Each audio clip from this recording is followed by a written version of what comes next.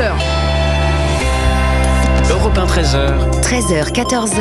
Céline Géraud. Bonjour à tous et merci d'écouter Europe 1 pour vous informer à la mi-journée. Dans ce journal, c'est l'une des principales figures françaises de l'État islamique. Incarcéré en Syrie, Adrien Guial demande à purger sa peine en France. Impensable pour les familles des victimes de l'attentat de Nice.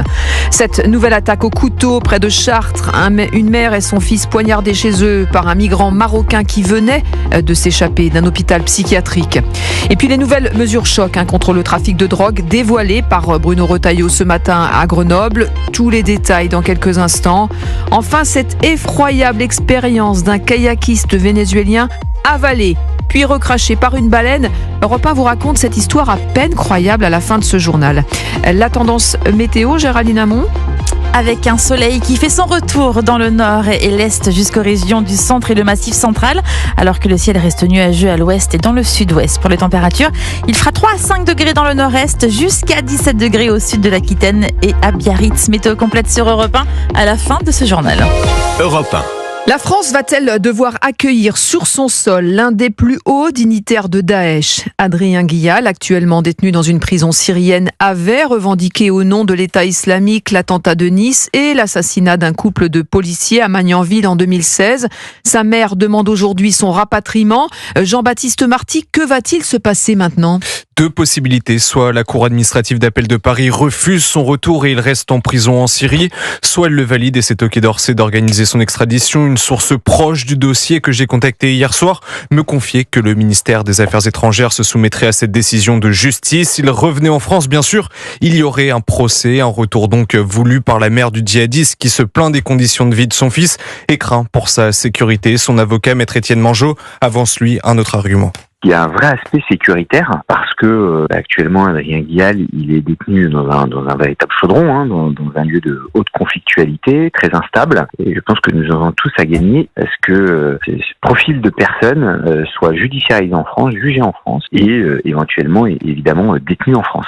Tout retour serait aussi une première. Aucun homme djihadiste français vivant n'a pour le moment été rapatrié en France. Seuls des femmes et des enfants sont revenus. Aujourd'hui, 66 combattants français de Daesh sont emprisonnés en Syrie par les forces kurdes. Jean-Baptiste Marty du service police-justice d'Europe 1 et la Cour administrative d'appel rendra sa décision dans les prochaines semaines.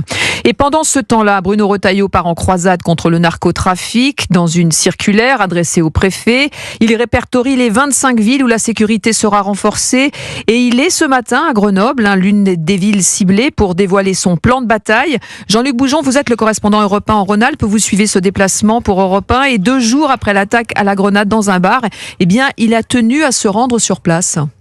Oui, effectivement, Bruno Retailleau s'est rendu juste devant le bar dans ce quartier du village olympique placé ce matin sous très haute sécurité avec des policiers un peu partout et quelques habitants aux fenêtres. Il a pu voir les amas de verre brisés, conséquence de l'explosion de la grenade mercredi soir, un acte que le ministre de l'Intérieur a très fermement condamné. Toutes les limites sont désormais dépassées. Ce qui s'est produit ici était absolument inadmissible, inacceptable. Là, on est sur une opération criminelle inédite puisqu'on a utilisé des techniques de guerre. Une grenade très spécifique qui a un double effet avec 3000 petites billes, faites plutôt d'ailleurs pour blesser que pour tuer, et un effet blast, ce qui a provoqué beaucoup de dommages. 15 personnes ont été hospitalisées. Hier, 6 personnes étaient blessées très grièvement. Et bien entendu, il faut se mobiliser et il faut dénoncer ce genre d'acte.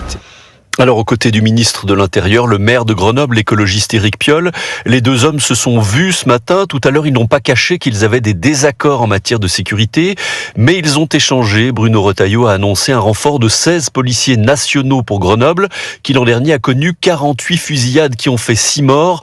Grenoble qui fait donc partie avec une vingtaine d'autres métropoles, des villes qui vont faire l'objet d'une attention particulière en matière de lutte contre le narcotrafic. 25 villes, sécurité renforcée. Toute une batterie de mesures, notamment des mesures contre les commerces qui blanchissent l'argent de la drogue, qui seront annoncées cet après-midi par le ministre de l'Intérieur, ce qu'il appelle la nouvelle doctrine de l'État contre les trafics. Jean-Luc Boujon en direct de Grenoble pour Europe 1 et j'ajoute que Bruno Retailleau sera l'invité exceptionnel du grand rendez-vous présenté par Jacques Serret ce dimanche à 10h sur Europe 1 et CNews. À 13h05, je vous parle maintenant de cette agression d'une extrême violence qui s'est passée à Lucé, c'est près de Chartres, c'était hier soir. Une mère et son fils ont été poignardés par un homme qui s'était échappé de son hôpital psychiatrique. Le pronostic vital des deux victimes sont à cette heure toujours engagé. William Molinier, l'agresseur est un Marocain très défavorablement connu des services de police. Oui, il est âgé de 38 ans. Son casier judiciaire porte mention de 3 condamnations pour des faits de trafic de stupéfiants, violence, port d'armes, rébellion. Il était hospitalisé sous contrainte pour des problèmes psychiatriques, mais il s'est donc évadé récemment jusqu'à hier soir où il frappe à la porte d'un appartement sur la commune de Lucé et sans raison apparente, il poignarde un homme âgé de 42 ans et sa mère âgée de 67 ans. Un couteau de cuisine de 15 cm a été saisi par la police. L'état de santé des victimes est très préoccupant puisque leur pronostic vital est toujours engagé. Le suspect a été interpellé par les policiers dans un autre immeuble à proximité. Cette nuit, sa garde à vue a été levée par un médecin qui a considéré que son état mental n'était pas compatible avec la garde à vue. Il a été donc à nouveau hospitalisé sous contrainte. Cet homme est de nationalité marocaine. Il n'était pas visé par une OQTF, mais sa carte de résident n'avait pas été renouvelée par la préfecture en octobre dernier et il avait bénéficié d'une admission provisoire au séjour valable de 6 mois. Une enquête pour tentative d'homicide volontaire avec préméditation a été ouverte et confiée à la police judiciaire. William Molinier du service police-justice d'Europe 1. C'est un fléau qui prend de l'ampleur, notamment en Bretagne. Je vous parle des vols de câbles de cuivre qui ont explosé de 150% ces derniers mois. Sandrine Prioul, vous êtes la correspondante Europe 1 dans le Grand Ouest. En Loire-Atlantique, ces vols ont provoqué une panne géante totalement inédite. Effectivement, hier, pour 13 000 foyers autour de Châteaubriand, plus d'internet ou de téléphone. Une panne géante qui aura touché une trentaine de communes par le simple vol en pleine nuit de 900 mètres de cuivre, explique la déléguée Orange Véronique Fontaine. Les personnes ont tenté de voler la partie cuivre et en sectionnant le câble cuivre, ils ont sectionné le câble fibre qui se trouvait à côté, sachant qu'au départ, la partie cuivre, elle ne correspondait qu'à un petit peu moins de 60 clients. C'est un fléau particulièrement sur le Grand Ouest parce qu'on enregistre quasiment un vol de cuivre par jour. Quand on a vu la volumétrie, on a tout de suite compris que c'était autre chose qu'un simple vol parce que 13 000 personnes, ça fait quand même beaucoup sur un câble cuivre, mais on n'avait pas imaginé au départ que les voleurs avaient sectionné malencontreusement les câbles qui se trouvaient à côté. Et il aura fallu attendre hier soir pour retrouver la connexion. Pourtant, Orange le rappelle, contrairement au cuivre, la fibre n'a aucune valeur marchande. Sandrine Prioul pour Europe 1. L'actualité politique à 13h08 dans ce journal sur Europe 1 avec l'interview d'Emmanuel Macron au Financial Times. Et dans cette interview, le chef de l'État est revenu sur la règle européenne qui fixe à 3% du PIB la limite du déficit que peuvent atteindre les États membres de l'Union européenne. Jacques Serret, le président, a fait une sortie pour le moins étonnante. Oui, bien qu'il soit pro-européen, Emmanuel Macron prend ses distances avec le pacte de stabilité et de croissance. Vous savez, ce pacte qui impose aux États de limiter le déficit public à 3% du produit intérieur brut, sauf circonstances exceptionnelles. Une règle qui vaut à l'ensemble des pays de la zone euro. Eh bien, le chef de l'État n'en veut plus. Ce cadre financier et monétaire dans lequel nous vivons est caduc, déclare-t-il, jugeant que l'UE doit accélérer. L'Europe, c'est son moment d'accélération et d'exécution, insiste le locataire de l'Élysée, parce qu'il n'y a pas le choix, parce que c'est le dernier péage. Après, c'est la sortie d'autoroute, prévient le président. Il faut dire que la France ne parvient plus à respecter ce cadre. Et alors que nous faisons l'objet d'une procédure pour déficits excessifs et que nous pourrions subir des sanctions, Emmanuel Macron veut investir davantage dans la défense, l'intelligence artificielle ou encore la transition énergétique. Et dans cette interview, Emmanuel Macron revient aussi sur les négociations proposées par Donald Trump sur l'Ukraine. Oui, et quand le président américain veut lancer des négociations immédiates avec le Kremlin, le chef de l'État français ne s'en réjouit pas.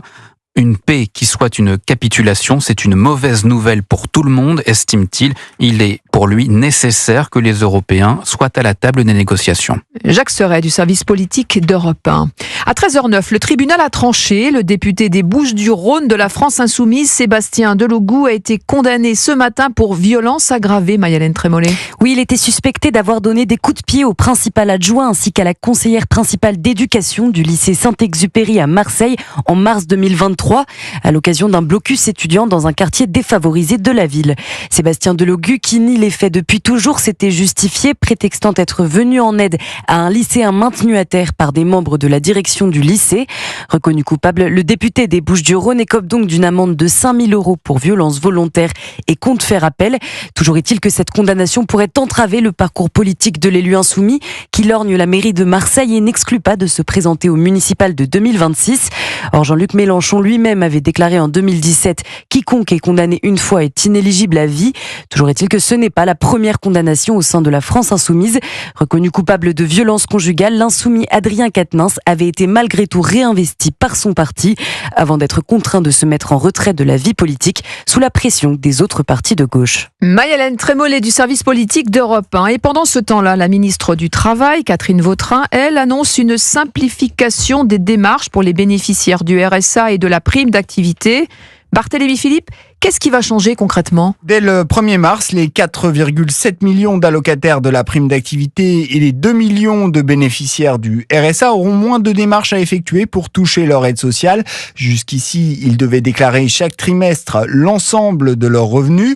Dorénavant, ces déclarations seront pré-remplies automatiquement, comme l'explique Catherine Vautrin. C'est la CAF qui leur donnera une feuille pré-remplie, comme pour les impôts. Ils n'auront qu'à vérifier si ce qui est rempli est juste. Objectif de la réforme, lutter contre le phénomène de non-recours aux aides, mais aussi éviter les versements par erreur. Nous avions des indus, des erreurs faites soit en défaveur du bénéficiaire, soit en faveur du bénéficiaire. Il avait un trop perçu. Plusieurs mois après, on lui disait il faut rembourser. Prime d'activité et RSA cumulé, le montant de ces indus s'élève à 4,5 milliards d'euros par an, d'où l'importance de corriger le tir pour les bénéficiaires, mais aussi pour l'État et les départements en charge du RSA.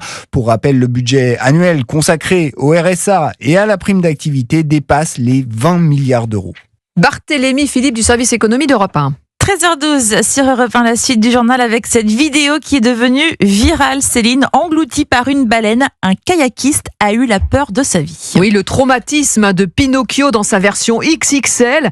Un kayakiste vénézuélien qui pagayait tranquillement avec son père dans le sud du Chili a littéralement été avalé par une baleine. Wilfried de Villers, racontez-nous cette histoire à peine croyable. Alors tout se passe au large de Punta Arenas dans le détroit de Magellan. Samedi dernier, Adrián Simancas et son père naviguent sur des kayaks gonflables le long de la côte chilienne quand soudain, une immense baleine à bosse surgit sous l'embarcation du jeune homme et l'engloutit. Adrián se retrouve piégé quelques secondes dans la gueule du cétacé avant d'être relâché. Indemne, son père qui filme la scène lui dit de rester calme. Écoutez le témoignage d'Adrián sur une chaîne télé chilienne. J'ai cru qu'elle m'avait déjà mangé et avalé, mais sur le moment j'ai pensé que c'était peut-être un orque. En ressortant, j'ai compris que la baleine s'était sans doute approchée par curiosité ou peut-être pour communiquer quelque chose. Quelques minutes après l'incident, il regagne le rivage sous le choc mais sain et sauf. Des incidents rarissimes concernant les baleines. Alexis Rosenfeld est photojournaliste et explorateur marin avec l'UNESCO. C'est des animaux qui sont en train de manger, donc ils ont un comportement alimentaire à ce moment-là. Et dans le cas de cette baleine à bosse, c'est une baleine qui a des fanons, des grandes lamelles qui font office de filtre. Et la baleine ayant des fanons ne mangera strictement personne autre que des petites crevettes et du plancton. Donc le kayakiste était bien de trop. Une espèce de baleine qui par ailleurs est dotée d'un gosier de moins de 40 cm. Impossible donc qu'elle puisse avaler le jeune homme. Reste que la vigilance est de mise face à ces grands mammifères qui peuvent mesurer jusqu'à 16 mètres de long. Merci Wilfried de Villers pour ce récit. Effectivement, c'est complètement dingue cette histoire. À 13h13, un point sur les marchés. On revient sur le plancher des vaches avec vous, Didier Hameau de boursier.com, et ça monte. Oui, c'est en altitude, le CAC 40, 8200 points, on est à 50 points des records du printemps dernier, donc ça monte encore, plus 0,4%, c'est la 5e séance de hausse consécutive avec de nouveaux résultats d'entreprise salués par le marché. Lagardère flambe de 10%, Hermès gagne 1%, 2840 €, c'est C'est un record sur Hermès après l'annonce d'un bénéfice net de 4 milliards 600 millions d'euros en 2024. Safran monte aussi à 247 euros plus 1% après un chiffre d'affaires record, là aussi. Plus de 27 milliards d'euros de chiffre d'affaires chez Safran. Donc un CAC 40 en grande forme cette semaine et une hausse globale de 3% sur les 5 séances écoulées. En Europe, c'est ferme aussi. Madrid plus 0,1%, Milan plus 0,4%. Le CAC 40 gagne 0,4%, 8200 points. Merci Didier Hameau de boursier.com et Géraldine Amand, youpi, le retour du soleil. Il nous fait ce beau cadeau pour la Saint-Valentin, Céline. Oh, c'est oui, mignon. le soleil est de retour par l'est du pays et il sera bien généreux sur l'est et les régions centrales. Au nord, les pluies s'estompent aussi sur la façade ouest et quelques éclaircies vont se développer cet après-midi dans le sud-ouest, alors que la Bretagne, la façade atlantique et l'ouest de l'Occitanie restent sous les nuages. La Corse et les Alpes-Maritimes connaissent aussi un passage de quelques averses. Le Mistral souffle jusqu'à 80 km/h cet après-midi en rafale. Pour les températures, il fait assez froid, surtout dans le nord et l'est. 3 degrés à Nancy, 4 à Strasbourg, 5 degrés à Lille, 6 à Lyon et Paris, 7 degrés à Rennes, 8 à Saint-Brieuc et Tours, 9 degrés à Quimper, il y aura 10 degrés à Brest, 12 à Marseille, 15 à Toulouse et Bordeaux, jusqu'à 18 degrés à Biarritz. Demain, bonne nouvelle, le soleil va s'imposer pour demain et dimanche. Attention, les températures seront en baisse dans le nord et attention aussi aux gelées parfois assez fortes demain matin. Merci Géraldine. Allez, 13h15, on est ensemble pendant 45 minutes. Dans quelques instants, alors que l'insécurité gangrène Grenoble, les propos du maire écologiste Éric Piolle font réagir. Je m'en fous, dit-il. Est-ce un déni de réalité alors qu'une grenade a explosé dans un bar mercredi et que le ministre de l'Intérieur est en déplacement dans sa ville aujourd'hui? Eh bien, on va en débattre avec Raphaël Steinville et Gilles William Goldadel. Il est 13h16. À tout de suite avec Céline Géraud sur Europe 1. Europe 1, 13h.